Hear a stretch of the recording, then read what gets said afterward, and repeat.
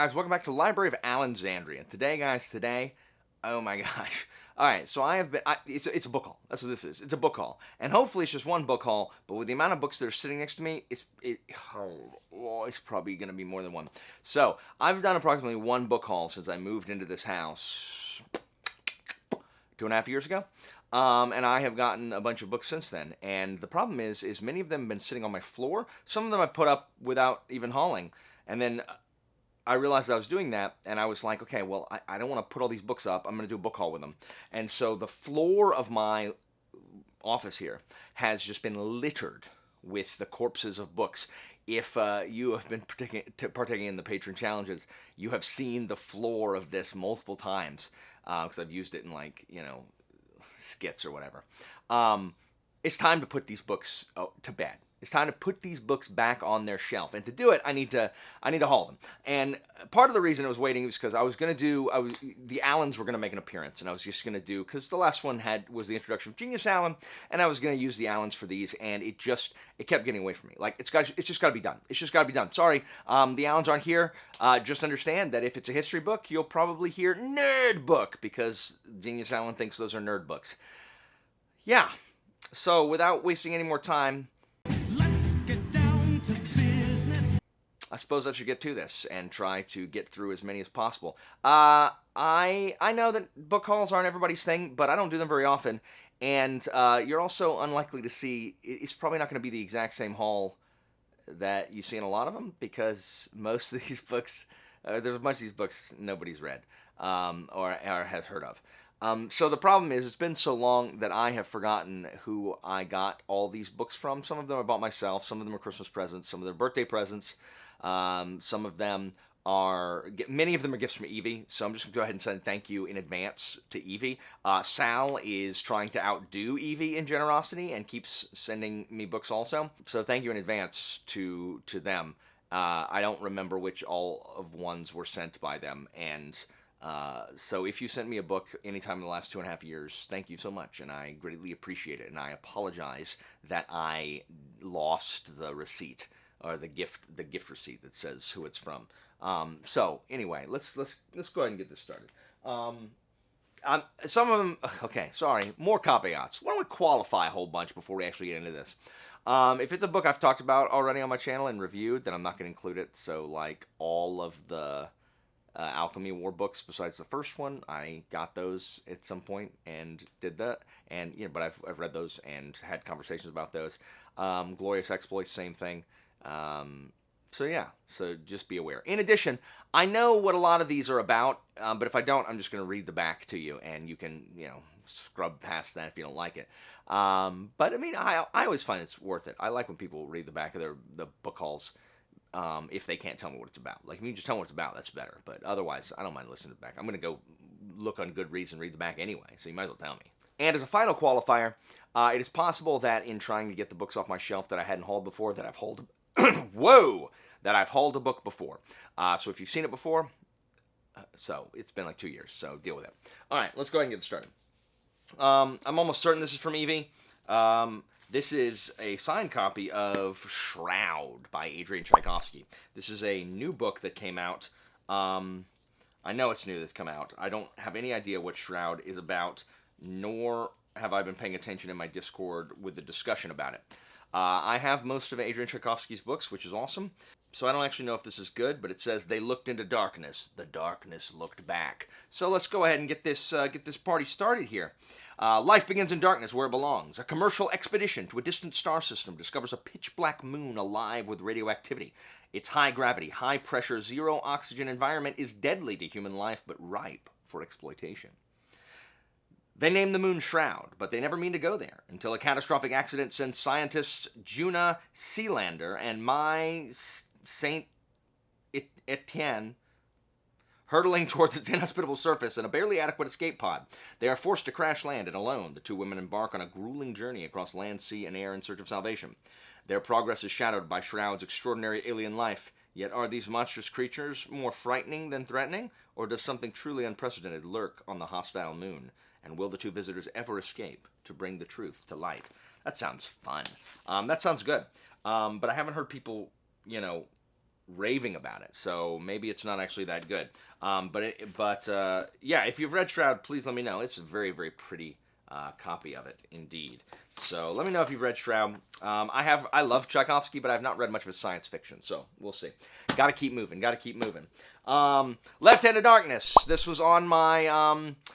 Simon said this to me because Simon's the one that wants me to read it, and that's fair. This was sent to me... this was on my June TBR, so if you want to see me not know what this book is about, go watch the June TBR. It is very... I have no idea what this book is about, but it's Ursula K. Le Guin, and hopefully I like it better than I liked The Dispossessed. Also, we've got Bouch Discovery by J.A.J. Minton. So this is a cosmic horror novel by the folks over Talking Story, and I missed my window to pre-order a copy that was signed. First of all, they went all out with these bookmarks. This is wood. This is a wooden freaking bookmark. But I did not get a signed copy, but they kindly enough were going to send me one. But Evie had two, and so Evie sent me one. So thank you guys, and thank you, Evie. I am very excited to read this. I've heard a lot of good things about Discovery. I wish that, man, it's just been so long. BookTube's so different, isn't it, than it was like 5 years ago when I started. Because this would be the point where I say, it intrigues me, or it piques my interest. This really, the blurb really piqued my interest, or I'm very intrigued by this book, because that's what everyone was saying during book hauls back in the, the early 20s. So... the roaring 20s, if you will. Next up, sent definitely by Sal. This is The Grass Crown. Please note how ludicrously long this is. This is book 2 in the, I don't know what this series is called, but the first one is called First Man in Rome, about Marius and Sulla. I think this one is also about Marius and Sulla. It is a Roman historical fiction. And if you've been watching my channel, I don't have a ton of good luck with Greek and Roman historical fiction. In fact, a lot of it I tend to dislike strongly. But I have heard such good things about this, and I am super excited to read First Man in Rome. It is a patron pick that I have not yet read, but I plan to. I'm just trying to make it through some other books. But Sal sent me this in order to, I guess... she's so confident that I will love the first one that I will immediately go into this one. But I'm really excited to read First Man in Rome. If you've read this series, let me know. Let me know. Is it good? Good historical fiction? Oh my gosh, these other two are from Sal also. So, on a stream recently, I was making fun of Anita for reading Emily Henry. And so I went on Amazon and read a free sample of the Emily Henry book that Anita was reading, and I didn't hate it. And I felt, bad that I read it and didn't hate it, because by all rights I should. So then Sal sent me 2 Emily Henry books, because that's why people tune into this channel, so watch me read Emily Henry. Book Lovers and Funny Story. Here's the kind of treat you're in for here. Daphne always loved the way her fiancé Peter told their story. How they met, parentheses, on a blustery day, fell in love, parentheses, over an errant hat, and moved back to his lakeside hometown to begin their life together. He really was good at telling it, ... right up until the moment he realized he was actually in love with his childhood best friend, Petra, which is how Daphne begins her new story, stranded in beautiful Waning Bay, Michigan, without friends or family, but with a dream job as a children's librarian, parentheses, that barely pays the bills, and proposing to be roommates with the only person who could possibly understand her predicament, Petra's ex, Miles Nowak. Scruffy and chaotic, M-, with a penchant for taking solace in the sounds of heartbreak love ballads, M-, Miles is exactly the opposite of practical, buttoned-up Daphne, whose co-workers know so little about her, they have a running bet that she's either FBI or in witness protection. I'm gonna go ahead and let you know that has never happened in the history of people having co-workers. Ever. Unless you are literally in the FBI with somebody. The roommates mainly avoided one another until one day, while drowning their sorrows, they form a tenuous friendship and a plan. If said plan also involves posting deliberately misleading photos of their summer adventures together, well, who could blame them? But it's all for show, of course, because there's no way Daphne would actually start her new chapter by falling in love with her ex-fiance's new fiance's ex. Right? Oh my gosh. And this paperback edition includes trivia questions, a playlist by the author, discussion questions, never before seen sketches of the cover, and an exclusive sneak peek at Great Big Beautiful Life. Funny story. Oh, but we're not done. Book lovers. Nora Stevens' life is books. She's read them all. And she's not that type of heroine. Not the plucky one, not the laid-back dream girl, and especially not the sweetheart. In fact, the only people Nora is a heroine for are her clients, for whom she lands enormous deals as a cutthroat literary agent, and her beloved little sister, Libby. Which is why she agrees to go to Sunshine Falls, North Carolina, for the month of August when Libby begs her for a sister's trip away, with visions of a small-town transformation for Nora, who she's convinced needs to become the heroine of her own story. But instead of picnics and meadows or run-ins with a handsome country doctor or bulging four-armed bartender, Nora keeps bumping into Charlie Lastra, a bookish, brooding editor from back in the city. It would be a meet-cute, if not for the fact that they've met many times and it's never been cute. If Nora knows she's not an ideal heroine, Charlie knows he's nobody's hero, but as they're thrown together again and again, in a series of coincidences no editor worth their salt would allow, let's lampshade that, shall we? What they discover might just unravel the carefully crafted stories they've written about themselves. No trivia questions for this one, guys. Book lovers. A rom-com lover's dream of a book. One summer, two rivals, a plot twist they didn't see coming. Could the plot twist be that they fall in love with each other? Book lovers. Alright, well, I'm glad it's been 15 minutes and I've covered 3 books. Alright. So, Bouch. This is The Silver Pigs by Lindsay Davis. This is the first book in I think it's Marcus Didius Falco. This is an inordinate amount of Roman historical fiction is murder mysteries. Like, there's the SPQR series by John Roberts Maddox, one of the two. And then there's like Stephen Saylor's, and then there's this one, and there's at least one more. Why is there so much Roman murder mystery?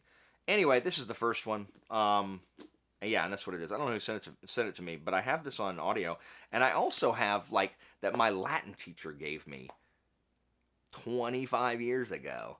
That can't be right. Surely that book wasn't out then. Anyway, maybe my Latin teacher gave me after I became a teacher, so that's more like 10 years ago. It's like book 9, like Nemesis by Lindsay Davis. So, I mean, it's possible. This is 1989. Was this book written? Anyway, are these good? Are the Marcus Didius Falco books good? I have no idea. Yeah, that's all it says. A murder mystery. Alright, so this is from Yulk, who was patron, this was for my Secret Santa gift. This is Harry Turtledove's The Misplaced Legion. This is book 1 of I forget what series this is, but there's like 11 of them. I've never read any Harry Turtledove, but he seems quite prolific if I read the books, if I look at his bibliography on the front. The Legion was far from Caesar's Gaul and Rome, banished to a world of magic and dark sorcery. No roads to Rome. One moment they stood under the skies of Gaul, facing each other in a strange duel of survival. In the hands of the Roman tribune Marcus Scaurus was the spell-scribed sword of a druid priest. The Celtic chieftain Viridovix held a similar sword, bespelled by a rival druid sorcerer. Then, as the two swords touched, a dome of golden light flared out and surrounded Marcus, Viridovix, and 3 cohorts of Caesar's legions. The next moment they found themselves under a strange night sky, where no stars were familiar, and where Gaul and Rome were not known. They were in an outpost of the embattled empire of Videssos, in a world where magic and dark sorcery would test their skill and courage as no Roman legion had ever been tested before. So this is kind of like alternate history, like magic. This feels like the Roman version of the Destroyer Men, where instead of World War II Destroyer Men on a destroyer, it's Roman legions being yanked into a different world that is similar but not the same. Have y'all read these? The Videsso series? Let me know. This is definitely from Evie. By John Horner Jacobs. It's Bouch the Incorruptibles, and I love things that are incorruptible. I don't know what this is about, other than Rothfuss, Patrick Rothfuss says, 1 part Ancient Rome, 2 parts Wild West, 1 part Faust, a pinch of Tolkien, of Lovecraft, of Dante. This strange alchemy, a recipe I've never seen before. This is strange alchemy, a recipe I've never seen before. I wish more books were as fresh and brave as this. That's very nice, Rothfuss. I've never heard of this. I'm assuming it is book 1. World looks relatively Roman. It's got Novo Lugdum, Okedane's Ocean. The dedication is in Latin. I don't know what Giram is. In the deepest, in Emus. Why is Emus here? What does Emus modify? Emus means deepest, but it seems to be in the nominative here. I don't know what Giram is. Nocte, and we are consumed, or we will be consumed by fire. Consumimur ignes, we will be consumed by fire. Let's look up Giram, shall we? Let's get to the bottom of this. Let's get to the bottom of this here. What is Giram? What is Giram? What is Giram? But it looks like circle ring? I don't know what that is. In Giram, Emus. Here we go. Oh, it's a Latin verse that translates to, we go round and round in the night. Oh, emus is not deep. Emus does mean deep as an adjective. Emus here is a verb. It's the verb eo ire with mus, we. So we go. Okay, we go in a ring. Okay, so we go in a ring at night. We go in a ring and, consumer, it's not future. Consumer are consumed by fire. Okay. All right. Anyway, I spent a long time on that. And Mark Lawrence says an exceptionally well-written book. So, have you read this? What's this series called? I don't know what this series is called. But if you've read it, let me know. For all of these, if you've read them, please let me know. Please. Let me know what I should move to a soon-to-be TBR. So, I bought this book purely because it is about ships, and the cover is cool. It's not going to focus. Maybe it will. Cover my face. Did it focus? Yeah, look at that. It's like Leviathans, and it's got ships on it. This is by John Marco. It's called The Bloody Chorus. I have not read John Marco, but I do have his Tyrants and something series, which is The Jackal of Nar, and whatever the second one is. Where's the second one? Why is it not right next to The Jackal of Nar? Oh, there it is. The Grand Design. I have not read John Marco. If you have, let me know if it's good. 2 empires, one in decline, the other ascendant, and hungry for conquest. Upon his father's mysterious assassination, young Haru reluctantly becomes ruler, Tane, of his once fearsome island nation. Threatened by a world they once dominated, Haru's people, the Cryori, struggle with the peace of the old Tane championed, nostalgic for the violent glories of their past. But across the ocean, an alliance of old enemies has formed, led by a madman, bent on righting old wrongs. Enigmatic and fanatical, Reyes decries the Cryori and their living gods, determined to erase their influence and beliefs. Now Haru must get justice for his murdered father and defend his people from the coming scourge over the sea, promising his ancient grieving goddess to kill Reyes. He reunites his father's failed circle of protectors, a magical band of avenging misfits known as the Bloody Chorus. So, I don't know. Do you like magical bands of avenging misfits? I do like that the chapters are named.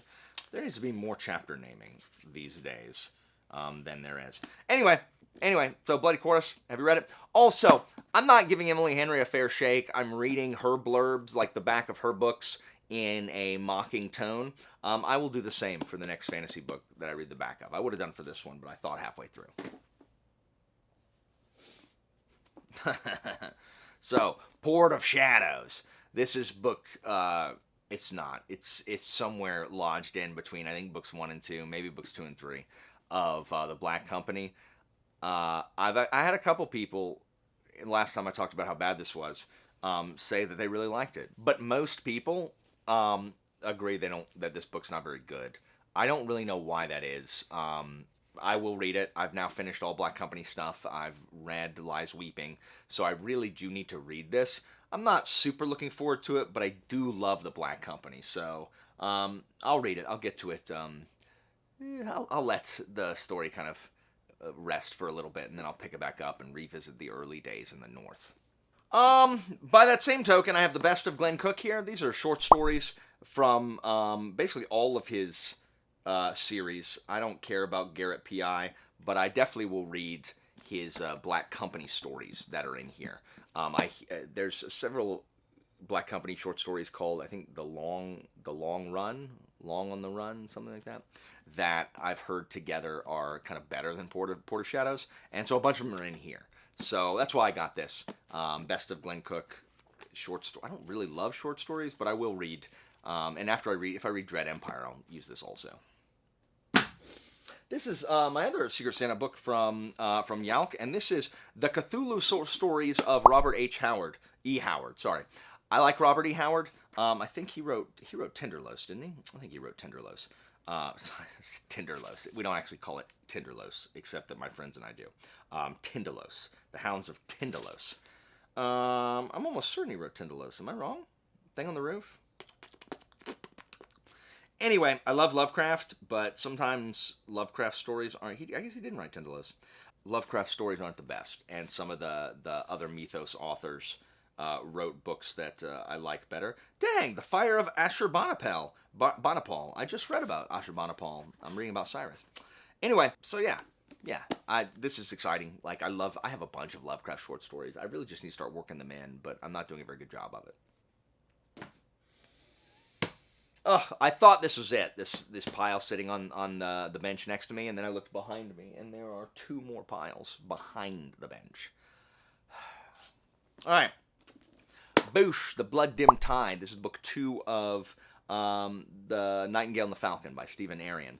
I am excited to read this. I really liked the first one. It is Persian historical fantasy, not historical fiction. It is Persian historical fantasy, and I really enjoyed it. And I have just not yet gotten to The Blood-Dimmed Tide. I think the third one just came out. Either that or it's about to come out. I think it just came out. I have great respect for Stephen Arion because he put a what happened before on the internet. So you can look up. So I don't have to reread a book every time. I can literally get a detailed plot synopsis of book 1 before I read this book. And I don't know why every author does not do that. Like, it's ridiculous that they don't. But yeah, I really enjoyed the first one. Excited to read the second one. Have you finished the series? Anybody finished the series? How's it turn out? Is it good? This was a Secret Saturnalia present from one of my students. Bouch, Lonesome Dove by Larry McMurtry. I don't like Westerns. As a general rule, I don't like Westerns because I don't like cowboys. I don't like cow wrangling. I don't like dirty saloons. I don't like swinging saloon doors. I don't like player pianos. And I don't like fancily dressed ladies of the evening standing next to people playing cards while smoking cigarettes that they hand rolled. I don't like high noon. I don't like tumbleweeds.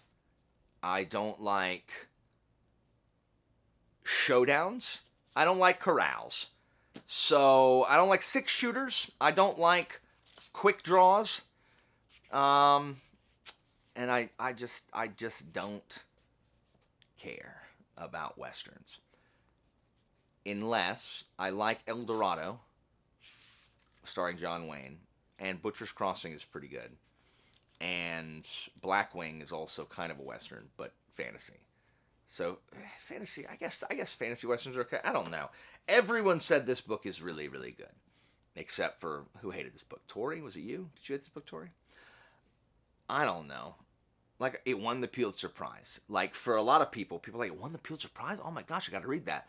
Saying it won the Pulitzer Prize means that I often will not like it, because I guess what wins Pulitzer Prize are not things that I find interesting or fun. But I do have it, and I do want to read it. I want to like things that are good. I do. And, until I can get there, I'm just going to have to settle for K.J. Parker.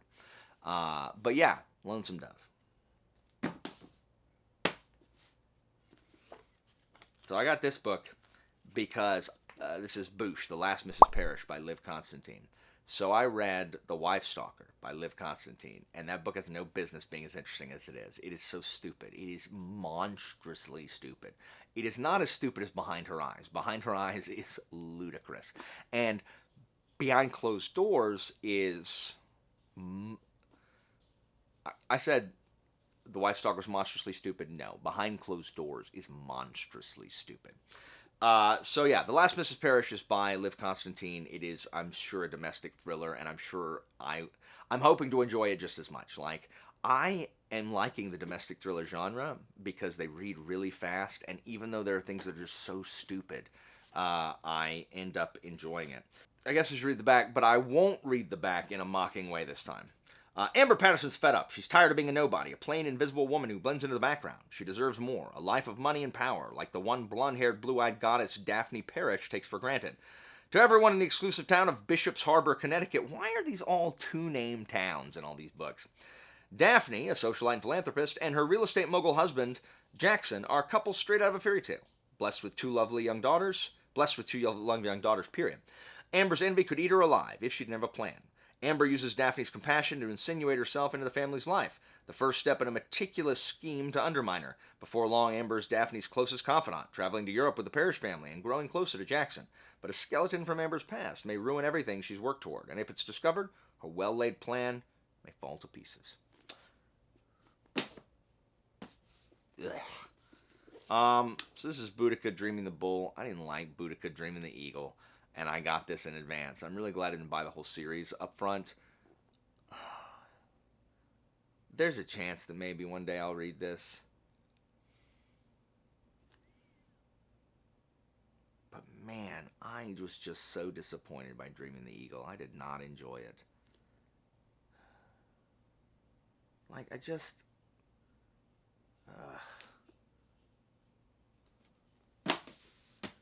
Alright, so this is Glen Cook, Fortress in Shadow. This is like book 2 of the collection of Dread Empire books.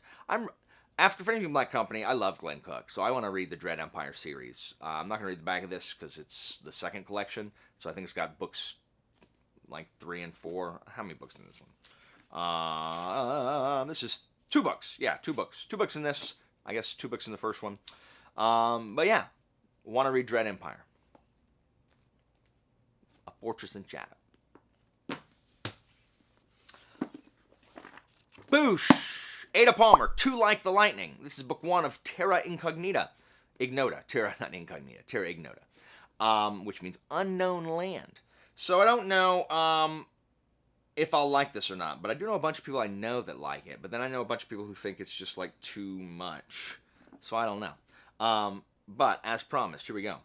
Mycraft Canner is a convict. For his crimes, he's required, as is the custom of the 25th century, to wander the world being useful to all he meets.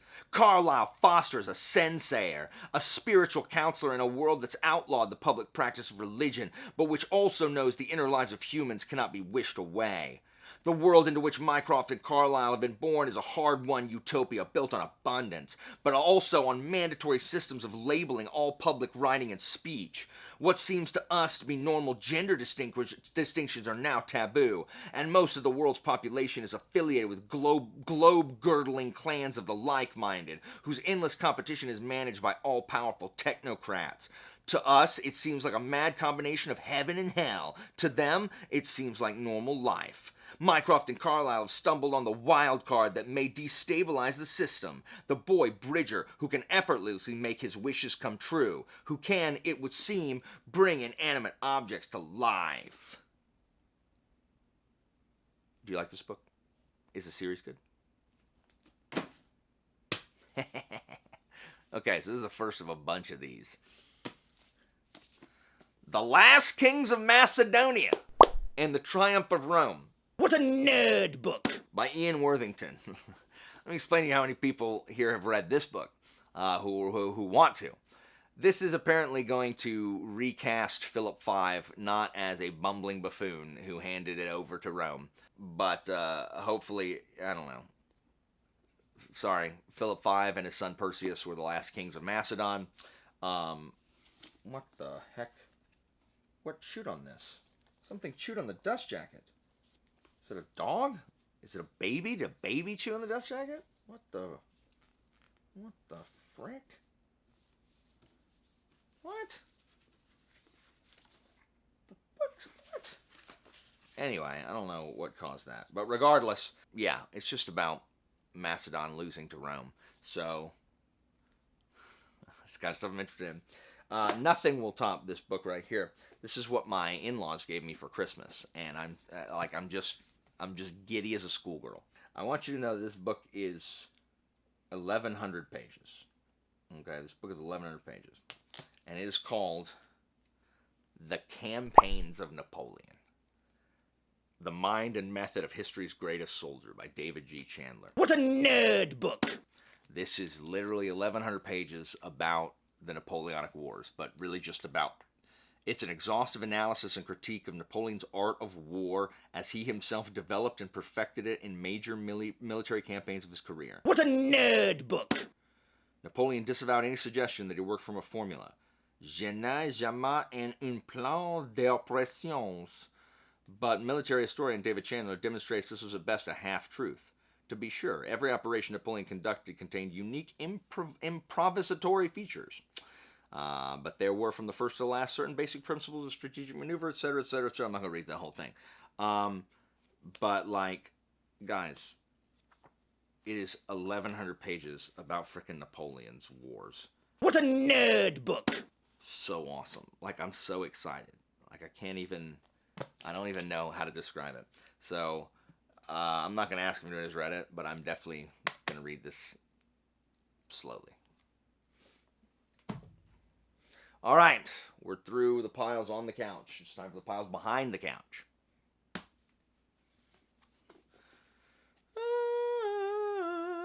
This is from Anita for a birthday, probably 2 years ago. This is Kindred by Octavia Butler. I've never read this. I've never read any Octavia Butler, but I am told that some people think that I would hate this book. I've heard that it is twisted, and that's all I know. Octavia Butler fans, is this better than Parable of the Sower? So yeah, this is the only Octavia Butler book I own, and someday I will read it. Charmaine keeps putting it on my Patreon wheel, so maybe it will come up soon.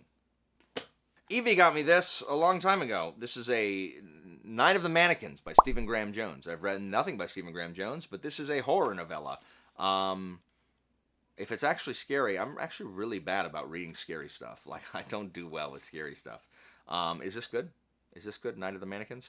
I'm assuming mannequins come to life. We thought we'd play a fun prank on her, and now most of us are dead. What?